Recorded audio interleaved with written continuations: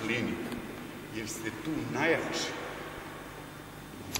Drugo, nikad ne napadate ovako da ste otvoreni. Ako vam je telo ovako, u gardu, još lakat ovako, gledajte koliko ruku imamo. Može da bira gde će da mu udari.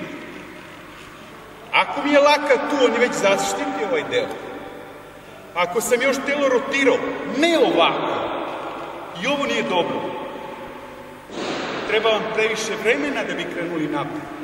To je otprilike, znači negdje između, zlatna sredina, poluprofil, ruke pored tela.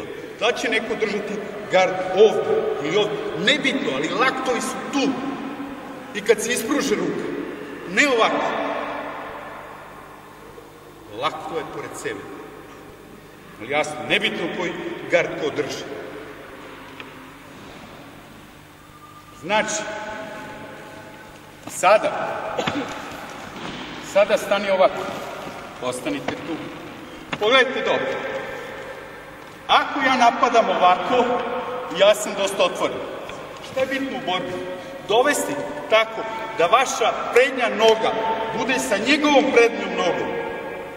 Znači, kada se igrate, kao kad trebate u košarci da dovedete nekog namerno na mesto na koje ne treba bude, da bi iskoristili gde treba, da bacite na koš. Da date go u rukomet. U fudbalu nije bitno. Namerno ga navučete. I svojim pokretom prekrijete pravi pokret. Parališite ga, znači, zamrznite ga. Kako ću uspjeti? Ako ovako, teško. Zato, kroz tu igru, kada je vama dođete neprimetno, dovedete u situaciju, jel? Pogledajte mogućnost, vi već idete iza leđa. I to je uvek najbolje.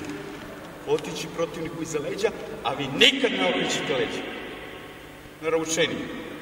Znači, takođe, trenutak koji ćete iskoristiti. Pogledajte ovo. Postavi ruku tu. Kad krećete u akciju, vi blokirate njegovu prednju ruku. Jel vidite? Stani gledaj. Ruka je već prošla. Znači, a sada blokirate faktički i iskoristite moment dole.